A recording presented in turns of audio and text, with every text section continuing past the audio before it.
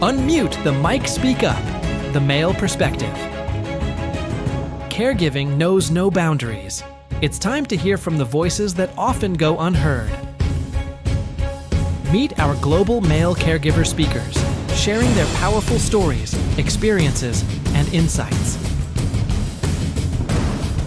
Introducing our esteemed presenters, Dr. Wayne Freemantle, Kevin Jordan, Dr. George M. Ackerman, Trevor Yeremiah Carter, Keith Demps, Basiliso, Bas Moreno, Lance Aslatin, Mark Varkavisser, Michael Waters, Scott Wells. Connect, learn, be inspired. Together, we are stronger.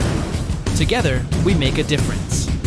And now, meet our beautiful summit hosts, Cheryl D. Mims and Christina Keys. Reserve your ticket now and be part of this impactful event. Thank you so much indeed. Such a pleasure to have you on this show. I'm super excited, and it's so good to hear other men speaking out and sharing their testimony. And yes, I'm Trevor Yeremiah Carter. I'm based in the United Kingdom. My story is about being a carer for 3 individuals. How it started, I started off with my wife. She had a condition. I remember she coming in from work one day, and I realized something's not right here. And we had a good sit down and talk, and then it kept going on. The situation kept coming up again and again. And I said, we need to probably go to the doctors and have a check and see what this is. So we went to doctors, and obviously the terminology they use, it's way over my head. So when they explained what the condition was, I was like, okay, so what does that mean? And they were saying due to her bones and her going out in the cold, she had to put the coat on, she had to keep the gloves on, etc., etc.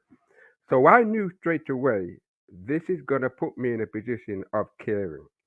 Because she's limited to what she can do, that now I begin to look at the word carer. And I thought, wow, I'm going to be a carer for my wife. Mm-hmm. So this was a challenging thing. The title itself can be challenging because people have different perspectives about the word carer. So anyway, I looked at it. She came home. She couldn't go back to work. And they tried to get her back to work. And I said, that ain't going to happen. Because if she goes back to work, who's going to look after her when something happens? They going to look after her or me? No. So we had to fight to release her pension early. And she was able to get it early. And then she was at home. And so now I have to look at my own household and say, right, what is it I need to do? She couldn't pick up her son. She couldn't pick up a kettle. Anything hurt, it hurts her bones. She was getting weak. Her neck was down. And sometimes she had to throw it up. So there were so many major conditions. That was a challenge for me because now I'm stepping into a role of a carer.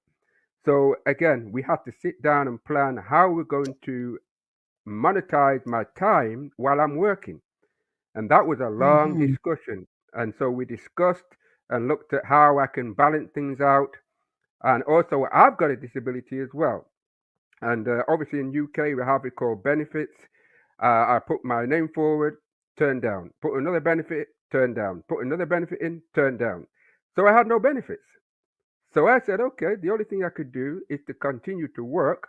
And then when I started the caring, I realized the caring responsibility was a full-time commitment. So then my work was kind of declining because I realized that I have to do caring and have to be there 24/7 as far as changing the clothes, picking up my son from school, cooking the food, washing the pots, doing the clothes, getting into the shower, etc. It just went on and on and on. And I realized this is going to be challenging. So I realized that was going to be a full-time position. So guess what? I couldn't work. I couldn't go back to work because of the caring capacity, and it involved conflict with my caring. So as I carried on going, something else happened. I got a phone call and find out that my mom had dementia. I was like, okay. So she needed caring, where my dad has already passed on. She was in the house on her own. And that time I didn't have a car. And I had to go to another city, which my mother lives, and that's probably over 2 hours on public transport.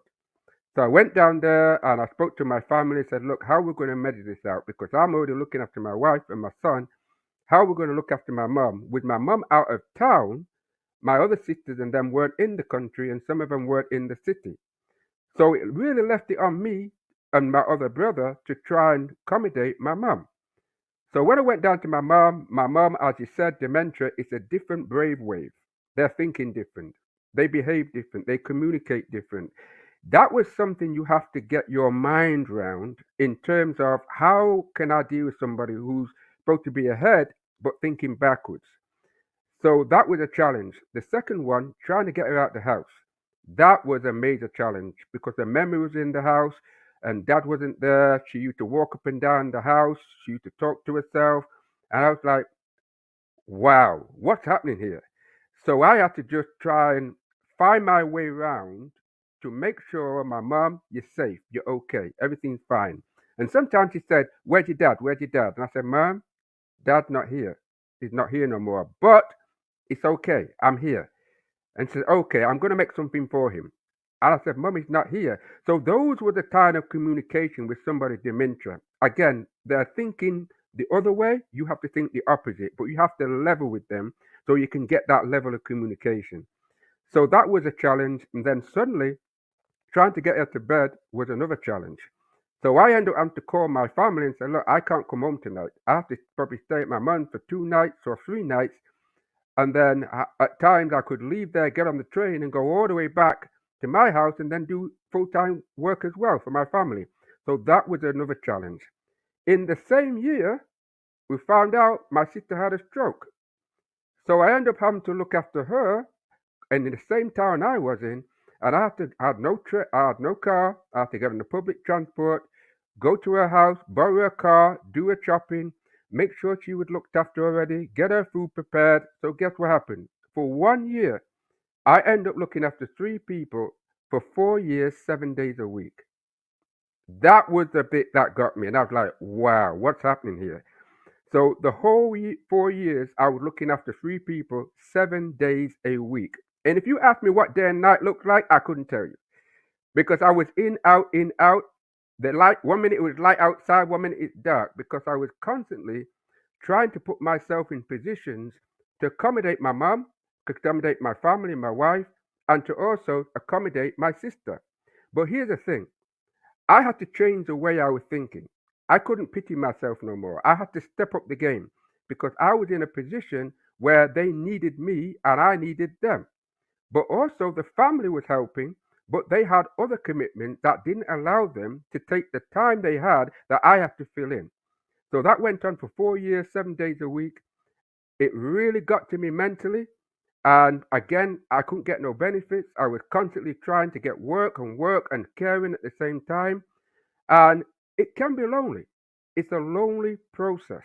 But at the same time, when you've got the network of people who care about you and family, it does make a difference. And I'm thankful for my family. So basically, as that was going on, I realized things got a bit too difficult for me. And yes, I think Dr. Chang was saying I did get depressed. I was really, really depressed because of the stress, the time, the commitment that was on me, on my mental capacity. I got depressed. But then certain things begin to come to me to realize how do I move this to another game, up to another level of preparing myself that I don't allow this to overtake me.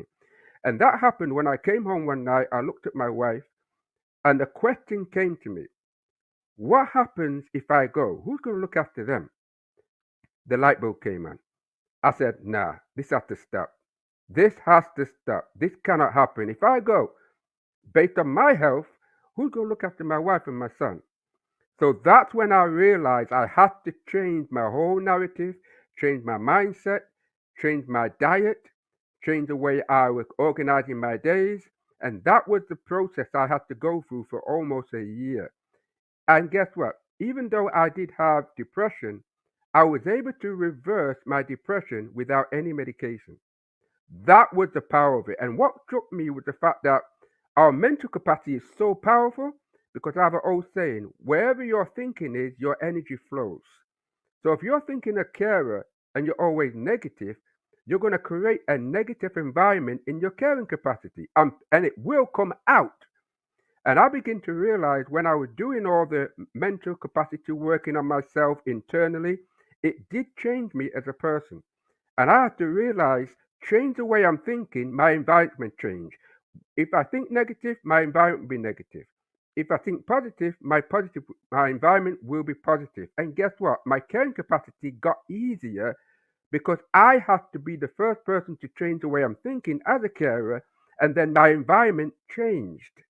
So that was the biggest stepping game for me that allowed me to see this is where I'm going to go now. This is how I'm going to master what I'm doing every day. And it worked. So I was able to overcome that and I began to work on my mental capacity, like Mr. Chung said. I worked on myself for over a year. And I didn't realize how powerful the mind is. It's just like a computer. Whatever you put into a computer, it the memory catches that information that you've typed in. But it can't do anything unless you give it instructions to pass it where it needs to go to. That's the same way mental capacity is. So as a carer, whatever I was thinking, I was putting that into the computer of my mind, and the computer will remind me, oh, you're a carer, it's not going to work. But I had to change the way I was thinking, change the way I was talking. And then guess what? I put a new information into the laptop, I gave a new information, and that information transformed the way my life was. That's when I realized this is powerful. And then my caring continued, looking after my mum. Things worked out a little bit easier. Things worked out for my sister, and things worked out for my wife as well. So I begin to look at the power of the mind does have great impact on the way we think. It's not the environment that's the problem, it's the way you're thinking is the problem. Because the environment doesn't change unless you change. And I always say, wherever your thinking is, your energy flows. Whatever you're thinking, the energy will flow. And that has to be an everyday practice, especially when you're a carer, because the demands, the capacity, you got no job coming in, you got no money coming in, you can't get access to this, there's nobody around to support you. This is what made me become a better person today because I went through that. And I'm thankful for those experiences. Some people look at it and say it's a bad experience. Not every bad experience is a bad experience. Some bad experience are a good experience. Sometimes we need a bit of hardship to make us become better because it gets us out of the comfort zone to change the way we don't like the way we're living. And that's what made me become the better person today. And so actually today, I'm a stress relief and emotional intelligence coach. That's what I do passionately because I've realized when I'm talking to certain clients over the years, it's always the experience of the past that's holding their life back from moving forward and making a difference for their self, their family, and the person who they're caring for. So these were caring capacity gave me a better ideology of what is it I can do that can change. Environment doesn't change, you have to change. And so my mother passed on now, and the experience I had with her was great. The communication I had with her was great, but I learned a lot about her and the dementia. My sister now, she's helping her with stroke. She's now getting better and stronger. Thankful to the Most High for that. And this is something because of the experience being with her, give me an opportunity to see what is possible. And also with my wife, she's getting also better as well. And also I have to look at changing my diet, which is important because certain food is not compatible with the certain hormones. So if you're always shaking all the time, like caring, it takes a lot of stress. It can also to do with the food that you're eating because certain food is not compatible to your hormones. So if you're eating something that's making you feel nervous, then you have to cut that food out. And this is how did I know that? Because I did a lot of research. I looked at myself, I looked internally, and I started to go back to the drawing board and say, right, these are some of the things I've got to cut out this, cut out this, cut out that. And guess what? It worked. It got my thinking capacity back to where it was. I'm stronger, I'm healthy, I'm fitter. And also, I'm able to give that practical advice to some of my clients who I help out now and then to understand how you are thinking has a great impact on how you're caring. So these are some of the things that I've learned, and I'm so grateful for the experience. I'm so great to be on here as well, and it gives me a upper boost to see that yes, it takes time, and you just have to take baby steps. Don't try to work out everything in caring overnight.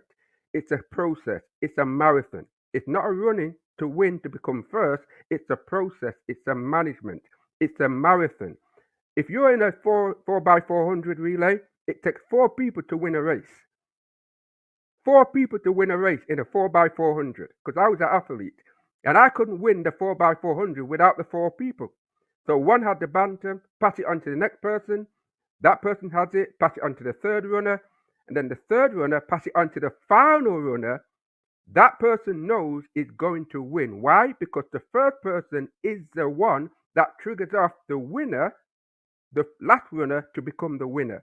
So what I'm basically saying is, whatever banter you've got in your hand, pass it on to somebody who can pass it on to somebody else to make your life easier and better. And so basically, this is where I've got to now, and I'm so passionate about caring. I'm passionate about what we're doing, and I think it's fantastic to have a carers givers meeting like this worldwide, and it's time to take it to another level and make differences. So yes, so I'm thankful for sharing that. Thank you. The Global Caregivers Network proudly presents the second annual Global Male Caregivers Summit, happening April 12th, 2025, from 9 a.m. to 1 p.m. Eastern Standard Time. Join us as we welcome 10 extraordinary male caregivers from around the world, sharing their powerful journey